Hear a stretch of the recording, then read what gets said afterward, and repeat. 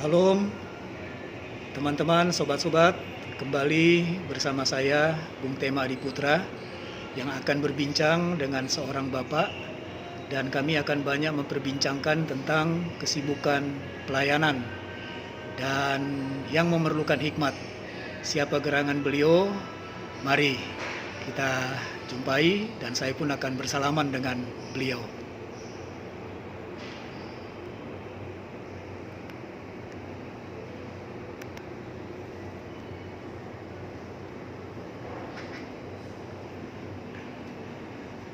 Salam Bapak Dr.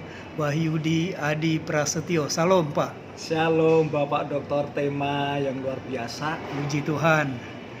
Dan kita harus salaman Pak. Ya. Terima kasih ya Pak. Terima kasih atas kasih Tuhan kita bisa bertemu dalam keadaan yang baik. Amin, amin, amin, amin. Baik Pak Dr. Wahyudi, minta maaf nanti kalau saya manggilnya lebih singkat lagi Pak Wahyudi, Ya, begitu ya? Lebih baik Pak. Ya, baik. Jadi pada kesempatan ini saya rindu kita memperbincangkan tentang bersibuk-sibuk kita pelayanan, Ya. namun ternyata perlu hikmat. Ya. Nah, saya mendengar sedikit tentang kesaksian Pak Wahyudi dalam pelayanannya begitu sibuk, Bapak ya. Ya. Bekerja di PT Pos Indonesia, kemudian di pelayanan ada organisasi, juga dosen, ya, dan lain-lain. Nah, sampai saat ini Pak, sekarang ini kan Bapak saya lihat di foto profil handphone itu kan ada cucu ya. Iya. Jadi kalau seseorang sudah sempat ada foto ngomong-ngomong cucu, kelihatannya dia sudah tidak terlalu sibuk, kan begitu ya. Betul. Nah, masalah sesibuk apa itu nanti kita bincangkan, tapi saat ini mohon terbuka sedikit, Bapak usia berapa, apa kegiatan sehari-hari? Silakan Pak Wahyudi. Baik, puji Tuhan. Nama saya Wahyudi Adi Prasetyo, saya lahir di Klaten, Jawa Tengah. Jawa Tengah. Tanggal 15 April 1963. 63. Iya, ini saya punya cucu yang pertama, lahirnya kapan? 15 April 2023. Ya. Jadi lahirnya sama, hanya selisih 60 tahun. Itu karena doa juga. Oh, cucu ya? Cucu. Perempuan, laki-laki? Laki-laki. Oh, Boleh jadi kesaksian sekarang tentang cucu? jadi sekarang umur berapa? Cucu saya 1 tahun, 1 tahun. Saya 61 tahun. Baik, kesaksiannya silakan Pak. Tanggal 11 April Ya. tahun lalu, Ya. anak saya Tahun lalu, tahun 2023. 2023, anak saya sudah booking rumah sakit Siloam Ya. untuk lahir secara sesar. Oke. Dokter bilang silahkan pilih tanggal 18 sampai 25. Dia milih tanggal 23. Oh ya. Udah fix, dapat dokter, dapat ruangan. Anak saya harus operasi sesar melahirkan karena dia memakai kacamata tebal. Oh. Saya datang ke rumahnya, saya bilang percaya sama Tuhan. Itu operasi sesar bayarnya 50 juta. Saya doakan, mari kita berdoa bareng. Saya berdoa di dalam nama Tuhan Yesus Kristus, cucu saya laki-laki ini akan lahir normal. Saya tambah lagi, Tuhan tanggal 15 April ya Tuhan, biar sama dengan saya.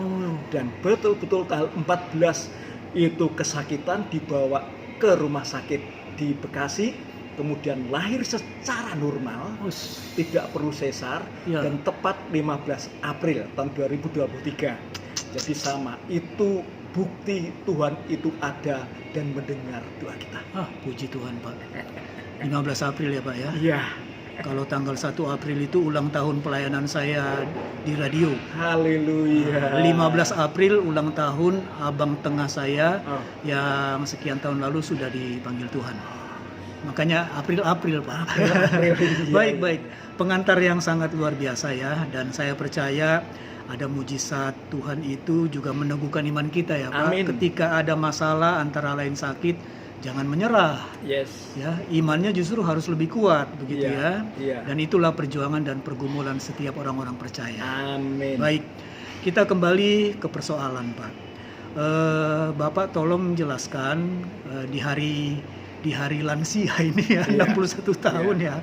Apa kesibukan Bapak sehari-hari? Ya, sebenarnya saya 5 tahun yang lalu itu pensiun dari PT Pos Indonesia Ya. setelah 34 tahun bekerja.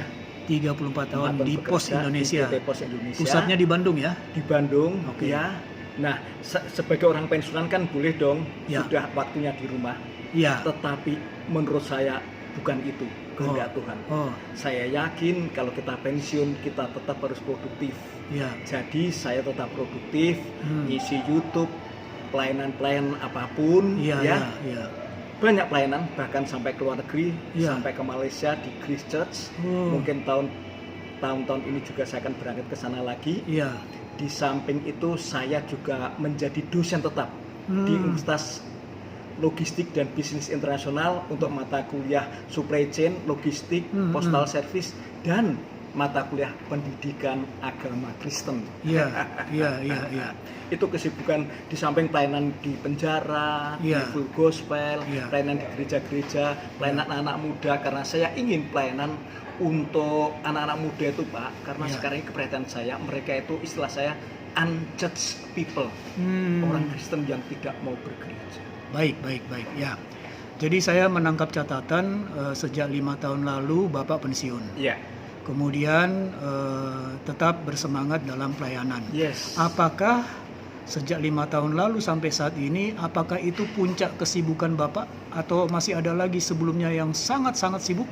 Sebenarnya di PT Pos Indonesia, saya kan ya ada jabatan rangkapan yang begitu banyak ya. Oh. Selain pegawai PT Pos, saya dulu tetap merintis dosen tiap hari Sabtu. Iya. Saya memberi training tiap hari Sabtu, dan setiap hari Minggu saya tetap pelayanan mimbar. Ya. Nah, di sela-sela itu di PT Pos Indonesia itu ada karyawan dan pensiunan itu kurang lebih 2.000 di Bandung.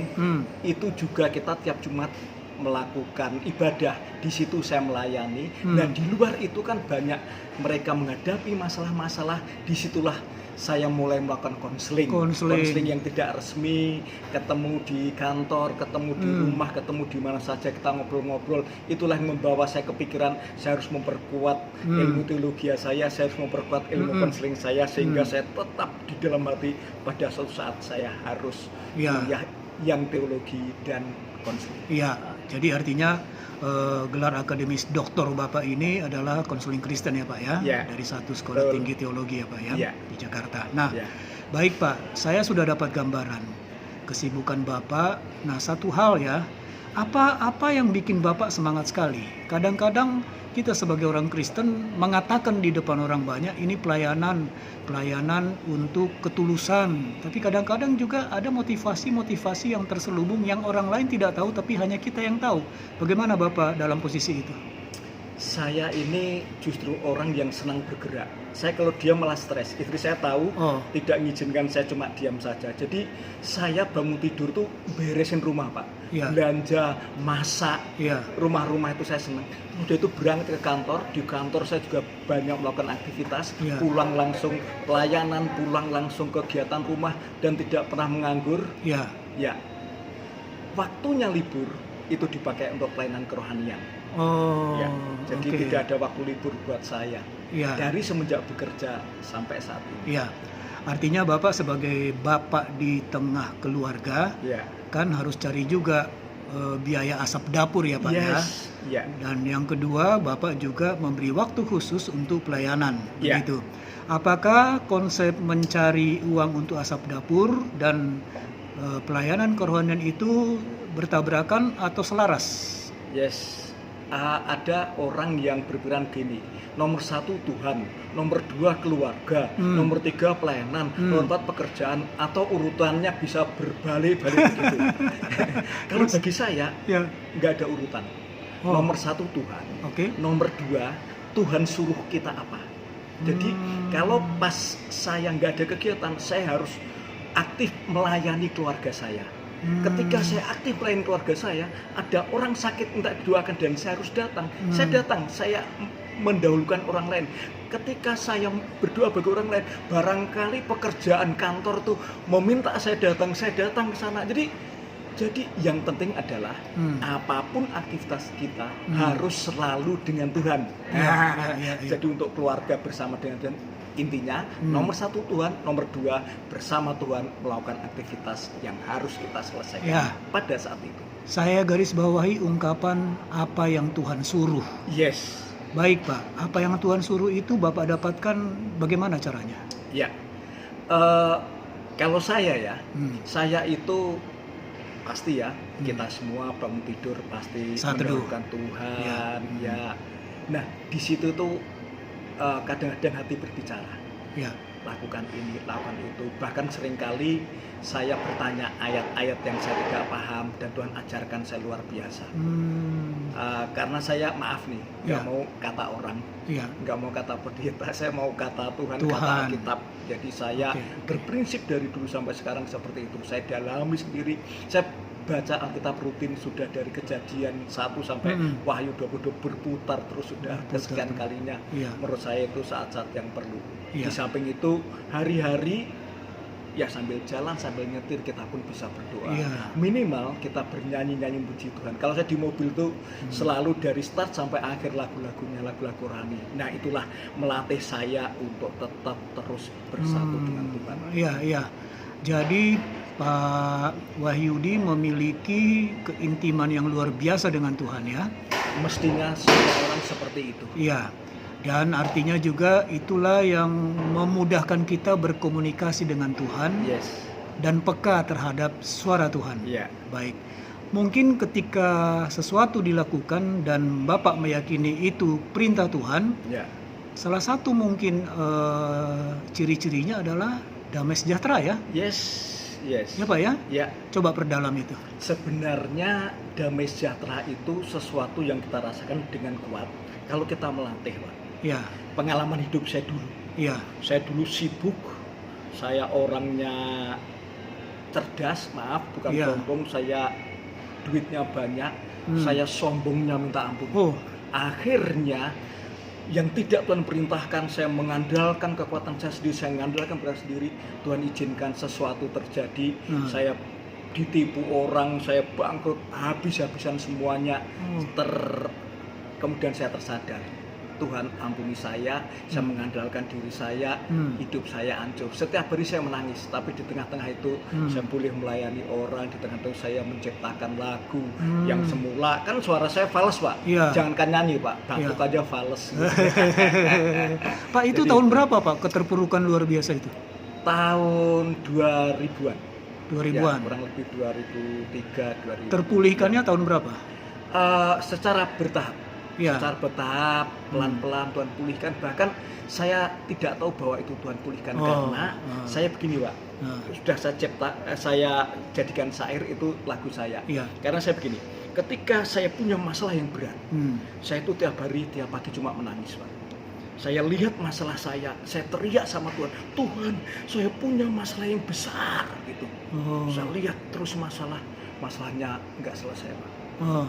Kemudian di hati saya sepertinya Tuhan ingatkan, salah cara hidup kamu. Iya, iya, iya. Lihatlah padaku. Jadi saya mulai saat itu ditegur Tuhan, saya mulai belajar mengalihkan pandangan saya sama Tuhan.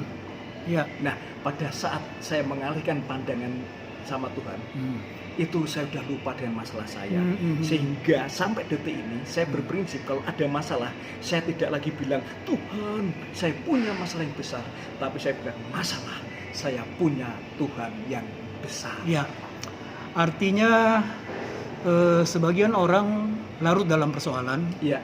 tapi tidak larut dalam keintiman dengan Tuhan. Yes. Itu kan? Iya. Itu dua benteng yang berbeda itu. Iya. Ya, dan Bapak memilih larut dalam keintiman Iya. dengan Tuhan, Iya. sehingga masalah itu terbereskan sendiri. Iya. Begitu ya? Iya, betul, Pak, betul. Nah, baik Pak. Saya sempat juga dengar kesaksian Bapak bahwa di tengah kesibukan yang luar biasa itu Tuhan pernah beri teguran, Iya. Bapak sakit. Iya, betul. Boleh mulai mengangkat itu, Pak. Iya. Setelah saya pensiun, Iya. saya sebenarnya punya ketakutan, meskipun sudah sibuk. Karena dulu kan rutin bekerja kan 1 hari. Iya. Setelah saya pensiun, saya mau ngapain? Saya melakukan banyak hal, Pak. Organisasi semua saya ikutin. Organisasinya Jadi, ini organisasi sekuler, organisasi gereja, rohani, segala macam rohani. masuk semua di situ. Saya masuk semua. bisnis ini dengan teman gitu segala macam saya lakukan, Pak. Iya, iya. Sampai saya melupakan kesehatan saya. Sehingga pada Maret 2020 Ya. itu saya kena serangan jantung. Itu awal COVID itu, Awal Pak? COVID, kalau nggak salah hari kedua COVID. Jadi saya waktu itu masih ngajar di kampus, habis ngajar saya makan, kemudian saya mual, saya diantar langsung ke rumah sakit, masuk ICU, ternyata memang serangan jantung. Dan saya tidak tahu bahwa saya itu punya penyakit jantung ini, sudah penyumbatan 100%. Wis, itu di kota mana? Di kota Bandung, karena saya waktu itu kan sudah mengajar, Ya. saya di kampus habis mengajar, saya tuh ngajar jam 7 sampai jam 12, Ya. kemudian jam 1 sampai jam 6. Jam 12 sampai jam 1 itu istirahat. Di waktu istirahat itulah saya Terserang. kolaps. Saya kolaps, Ya, ya. kemudian ternyata dibawa ke rumah sakit, saya serangan jantung, dan itu langsung di kateter, dipasang 2 ring di jantung saya. Itu masa-masa awal COVID ya?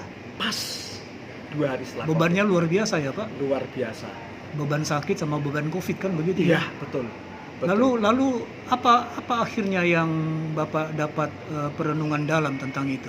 Saya begitu kena serangan jantung saya di rumah sakit, saya itu dalam tanda petik sepertinya udahlah gitu ya. Oh, Saya berdoa terus, Tuhan beri saya kesempatan kedua.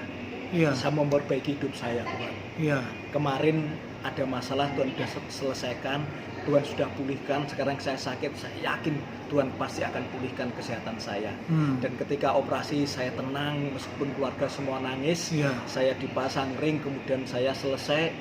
Puji Tuhan, dengan COVID harus isolasi, saya isolasi, malah kan 24 jam berdua sama istri. iya, iya.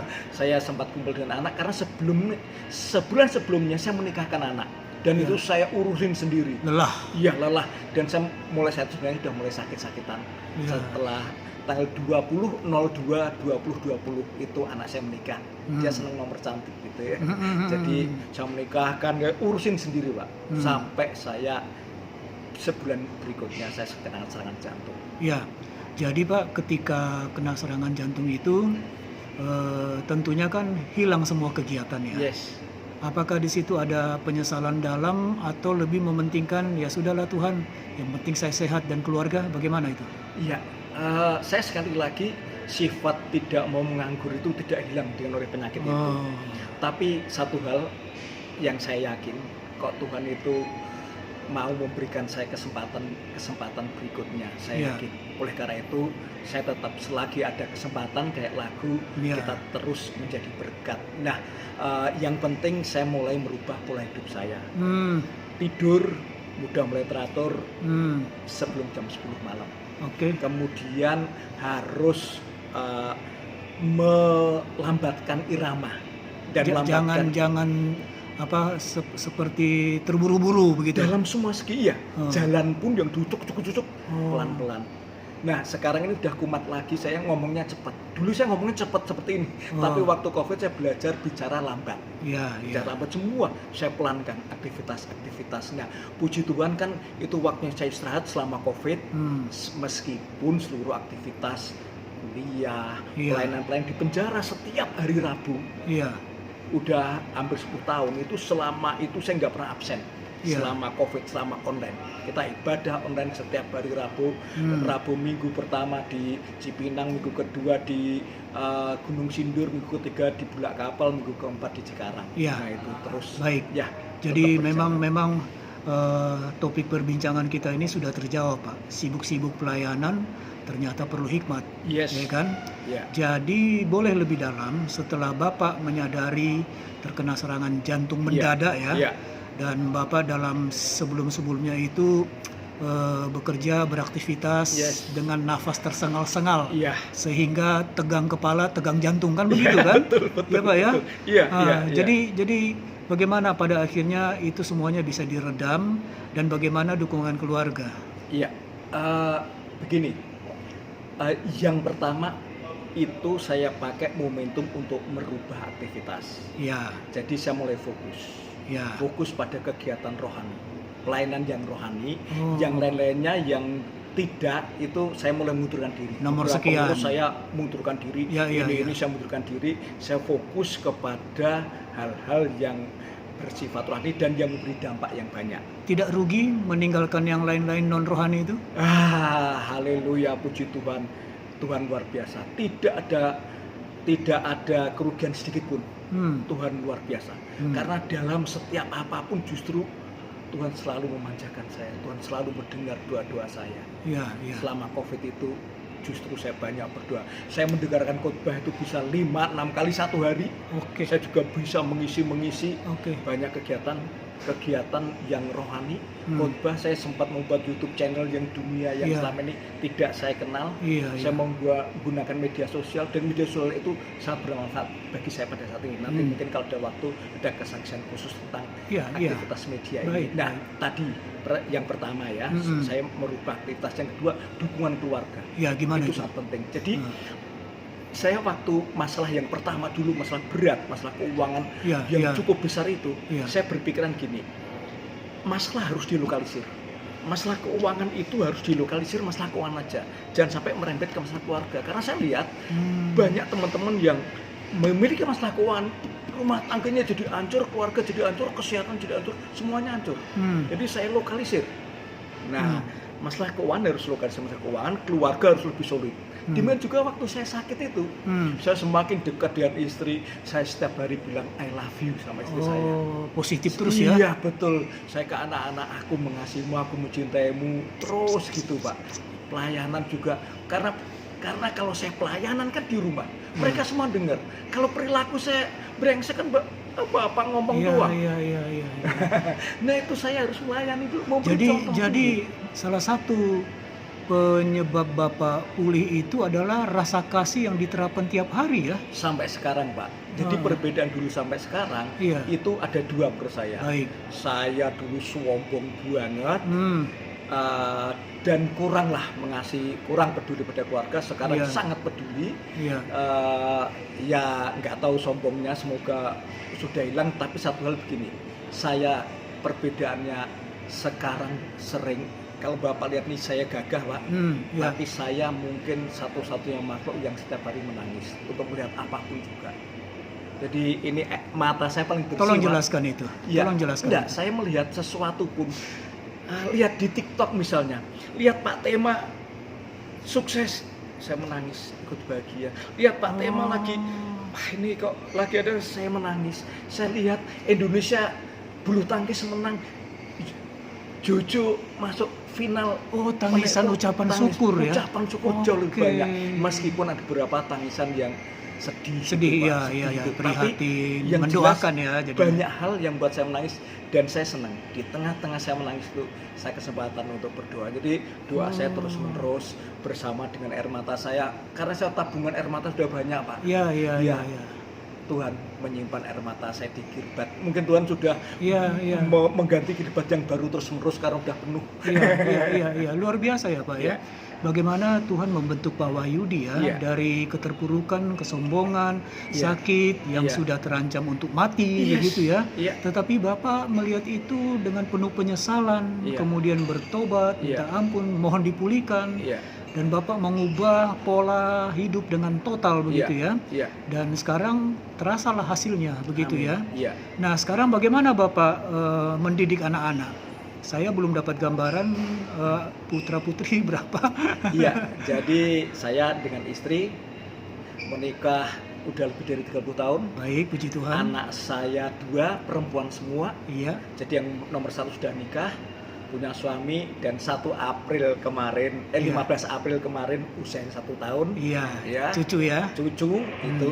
Yang kedua perempuan juga, dua-duanya kerja di anak perusahaan Telkom. Sudah punya rumah di Depok. Jadi sudah baik. Itu saya mendidiknya tidak dengan kata-kata. Saya memberikan teladan. Bagaimana role model ini Pak, untuk mereka teladani, untuk mereka lihat. Karena menurut saya ini juga bukan hanya masalah keluarga Pak.